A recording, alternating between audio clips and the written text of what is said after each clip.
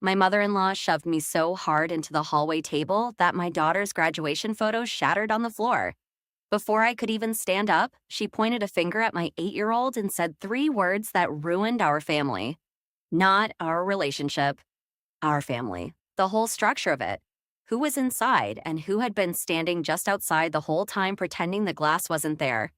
The 3 words were, take your burden. That is the short version.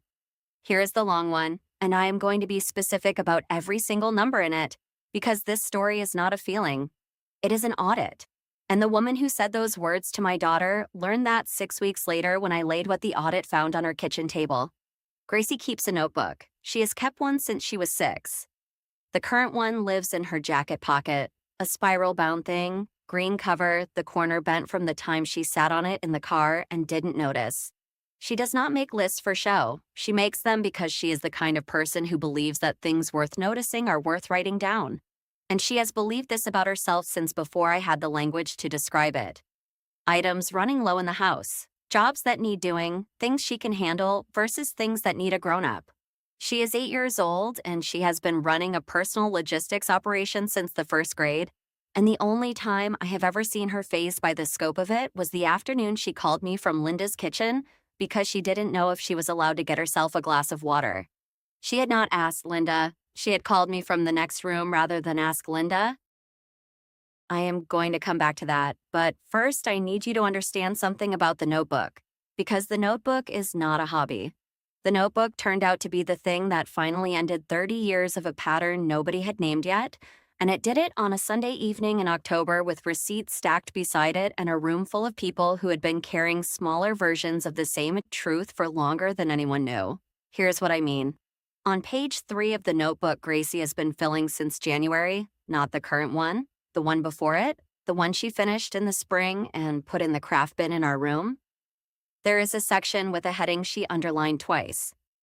Times I was invisible. 6 entries, dated, each one 2 to 3 sentences. The handwriting is small and careful. The handwriting of a child who decided her letters were sloppy at 6 and spent a summer fixing them because she had standards she'd arrived at herself and intended to keep. My 8-year-old daughter had been documenting her own erasure. In a notebook, in the same notebook where she tracked when the dish soap was running low. I did not know this notebook existed until the night after the shove, and when I found it, I sat on the kitchen floor with it for an hour, going through every entry, and then I went and got the other 2 finished notebooks from the craft bin and went through those too. And what I found in those notebooks is what I put on Linda's kitchen table 6 weeks later, alongside $1,400 in grocery receipts and a $240 invoice for a brake job I had paid for because I believed we were family. What Linda did not know, sitting at that kitchen table watching me stack things in front of her, was that there was a 5th notebook coming. One that had nothing to do with Gracie. One that was 20 years older than any notebook in Gracie's craft bin. But I am getting ahead of myself again. Linda is 63. She raised David and his sister Carla mostly alone after their father left, which is a genuinely hard thing that I have never held against her, and am not holding against her now. She remembers what everyone takes in their coffee. She makes birthday cakes from scratch. She drove 40 minutes once without being asked when a relative was sick and showed up with food and didn't stay too long and left when she was needed elsewhere, which is a quality of love that is real, and I have always known it was real. She also, according to the first notebook's page 3, set out mugs for every adult at Sunday dinner for 2.5 years and did not set one out for my daughter. That is the shape of what we are talking about. Not monsters, just a woman whose warmth had a guest list and my daughter's name was not on it. And my daughter, being the kind of person she is, wrote it down. I need to tell you about the neighbor before I tell you about the Sunday lunches, because the neighbor is the detail that told me this thing was visible from outside the family, and I had simply been inside it too long to see clearly. Barbara lives 3 houses down from Linda. She has been Linda's neighbor for 11 years. She comes to the family gatherings at Linda's. Not everyone, but enough to be a familiar face. The kind of neighbor who is present enough that you stop registering her as an outsider and start registering her as part of the texture of the place. For the last 8 months, Barbara had been bringing Gracie snacks.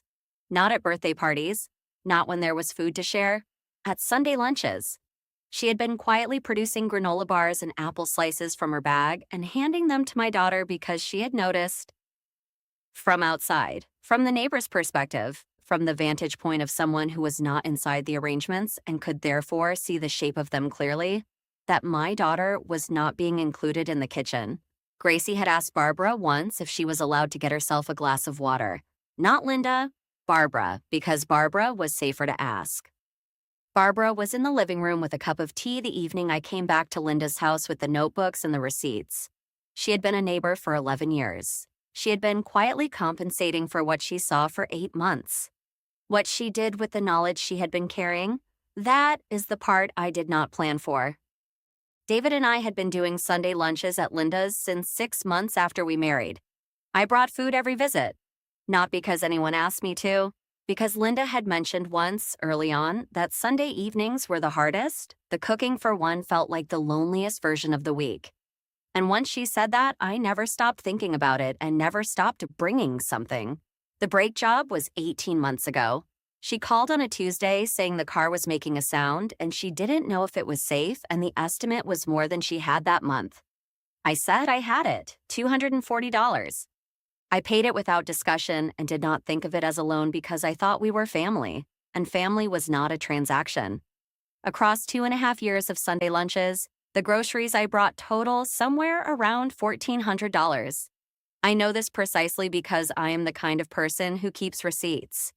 Not out of suspicion, professional habit. I work in hospital administration and I track things. I had receipts going back to the first month. I had never added them up until the night I sat on the kitchen floor with Gracie's notebooks. When I added them up, I understood for the first time what I was actually looking at. I was not looking at generosity. I was looking at infrastructure. I was looking at a contribution to a household that had been taken without acknowledgement and would continue to be taken for as long as I kept providing it, because nobody had ever suggested it was anything other than permanent. The Sunday lunches were where I watched the pattern accumulate, one small unaddressed moment at a time. 8 months before the shove, Linda's niece came for an afternoon with her kids. 3 of them, roughly Gracie's age. After lunch, Linda took the kids to the backyard for a photo. She called names. She arranged them along the fence. She counted heads. She did not call Gracie. Gracie was standing 5 feet away. She watched the photo happen. She watched Linda come back inside. She reached into her jacket pocket, took out the notebook, wrote something, put it back. First notebook, page 3, item 1, the photo at the fence. She called everyone but me. I was at the screen door. I saw all of it. I told myself it was a crowded moment, a distracted woman with too many children to track. I moved on. 6 weeks later, just the 4 of us. Linda, David, Gracie, me. After lunch, Linda pulled out her phone to show photos from a recent trip. Passed it to David. David passed it to me. I passed it toward Gracie. Linda's hand came past Gracie and took the phone from me. Clean past her, the way you'd reach past a lamp. The way you reach past something that isn't registered as requiring acknowledgement. First notebook, page 3, item 2, the phone. She reached past me like I wasn't sitting there. Gracie put her fork down, picked it back up, kept eating. That particular steadiness in an 8-year-old is not temperament. That is the muscle you build from needing it repeatedly.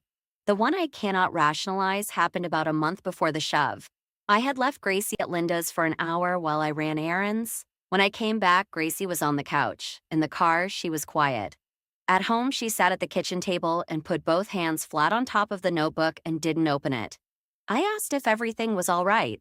She said Daddy was a different person before I came. She said it the way she says everything important, level, precise, no extras. Just the information passed across. She had been sitting with that sentence for 6 weeks. She had been back to Linda's twice in those 6 weeks. Sat at the table, eaten lunch, checked whether anything needed doing. And she had still written, on the last filled page of the 4th notebook, a reminder to mention the crack in Linda's front step before someone tripped. I want you to hold that for a second. She was carrying the sentence he said Daddy was different before I came, and she was still writing down the crack in the step, because that is who she is. She does not stop tracking what needs taken care of just because something is hurting. That night after she went to bed, I went through every finished notebook in the craft bin. 3 notebooks, 60-odd pages each.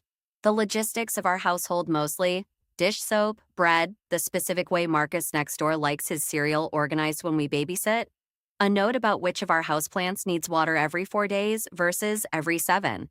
And tucked inside each one, in sections she had created herself, the record. Times I was invisible. 6 entries in the first notebook, 4 in the second, 3 in the third, 13 total, dated, specific. Each one the shape of an ordinary Sunday that had been just slightly wrong in a way no one acknowledged. She had not shown me these, not because she was hiding them, because she had not needed anyone to confirm what she had already confirmed herself. She was simply keeping the record. I sat on the kitchen floor until midnight.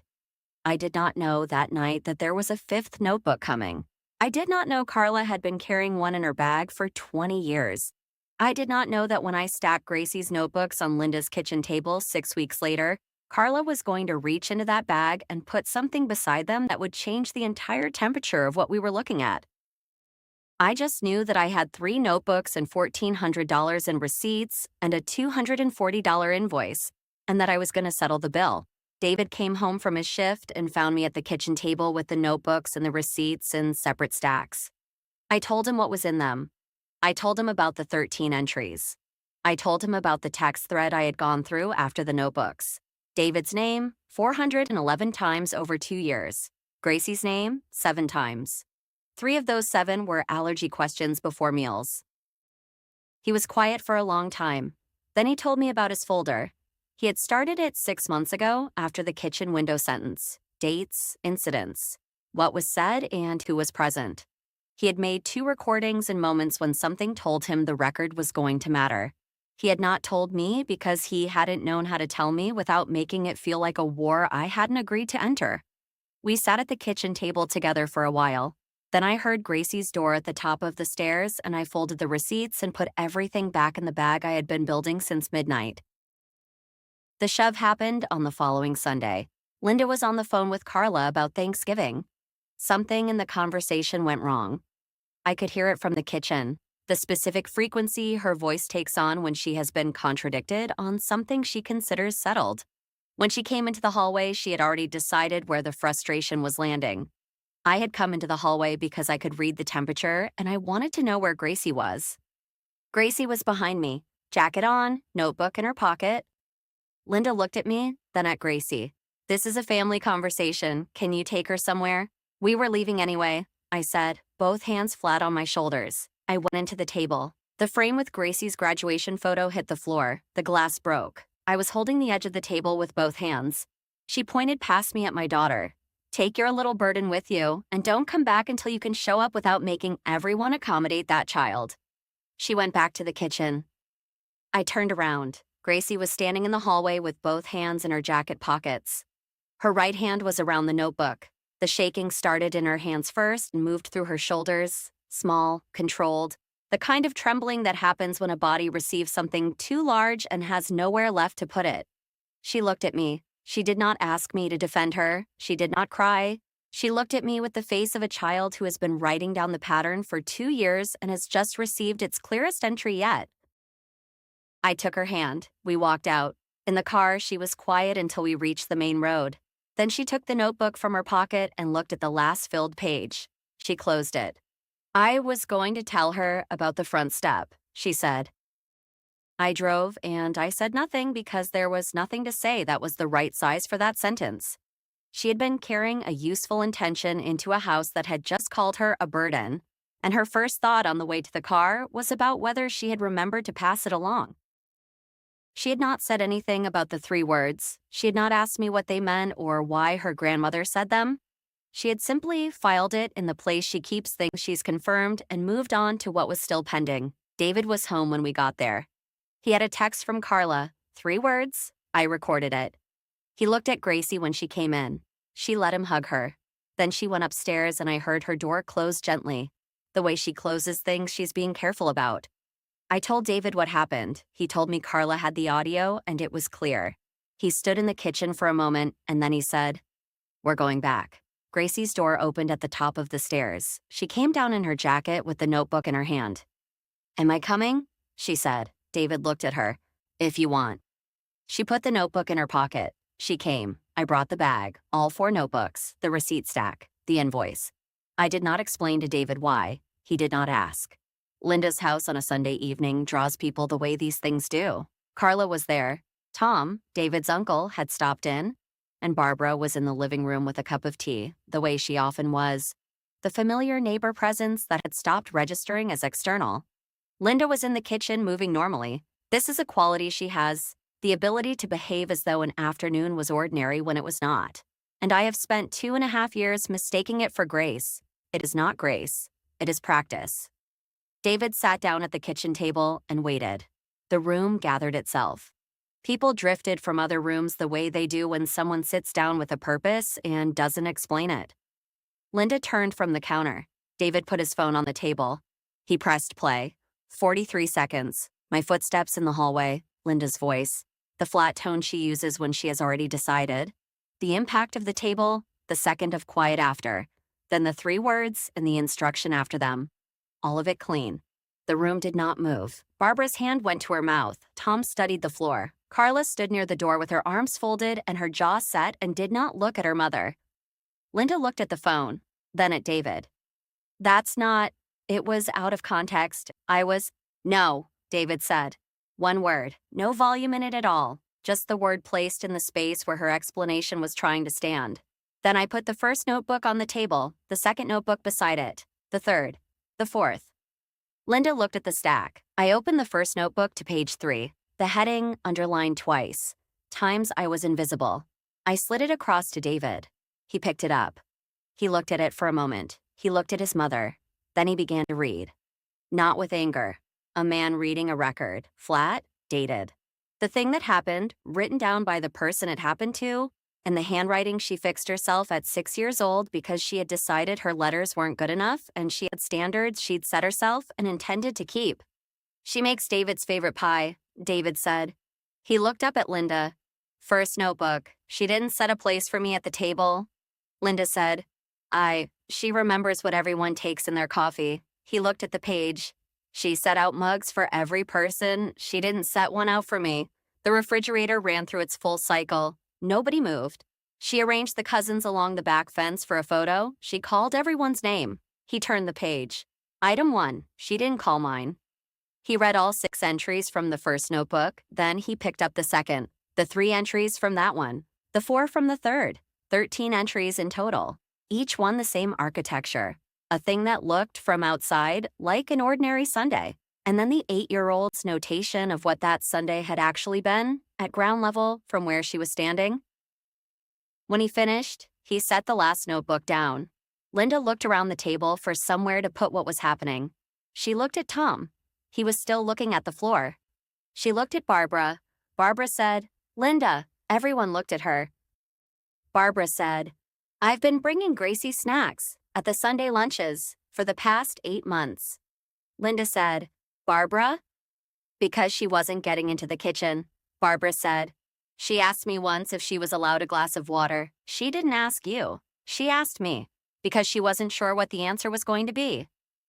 The particular silence after that is the silence of a person's social world tilting. Barbara was not performing. She was not making a speech. She was stating something she had observed from the house 3 doors down, from the neighbor's vantage point, from outside the arrangements. The woman Linda had Christmas carded for 11 years and considered part of the texture of her life had been watching the same pattern Gracie had been writing down. And she had been compensating for it with granola bars through the back fence because she hadn't found the right moment to say it directly until the right moment walked it through the door and sat down at the kitchen table. Then I put the receipts on the table. $1,400, stacked neatly. 2.5 years of Sundays, dated. I put the brake job invoice beside them, her name at the top, my card at the bottom. You treated my daughter like she didn't exist, I said, but you let her mother feed you for 2 years. We aren't here to argue. We are here to settle the bill. Linda's mouth moved. Nothing came out that was large enough for the room. She said, I spent 30 years building something for my children. I'm not going to sit here and let a stack of receipts tell me who I am. I was protecting what I built. I was protecting my family. David said, she is my family. 4 words. Same volume as the 1-word no, the restraint doing all the work. Then Carla stepped away from the door. She reached into her bag. She put a notebook on the table, smaller than Gracie's, much older. The cover faded to a color that had once been blue. The spiral rusted at one end, the kind of notebook that has been kept somewhere deliberately, not forgotten. The room looked at it. Carla opened it to a page near the beginning. The handwriting was younger than Gracie's. The handwriting of a child who had not yet fixed her letters, who had not yet arrived at the kind of standards you set yourself and hold. But the heading at the top of the page had been underlined twice. The same words. Times I was invisible. Different dates, different incidents. Same house, same kitchen, same underline. Written 20 years earlier by a child who had grown up, moved out, and kept the notebook in a bag for 2 decades, waiting for the moment when reading it aloud would mean something it couldn't have meant before. Linda looked at Carla's notebook for a long time. Then she looked at Gracie. Gracie was standing near the hallway door, both hands in her pockets. Still. Watching her grandmother with the face she wears when she has worked something out and is waiting for the room to arrive at the same conclusion. Carla said, I was the burden 20 years ago. I just didn't have anyone to read mine out loud. She closed the notebook. She picked up her bag. She looked at me. She looked at Gracie. She walked to the door. David was already standing. He picked up his phone.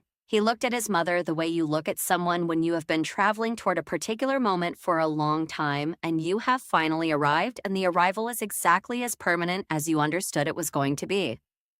He said, We're going home? The groceries and the receipts and the invoice stayed on the table. I did not take them. They were already where they needed to be. Gracie walked out without looking back. She closed the front door the way she closes things she's being careful with.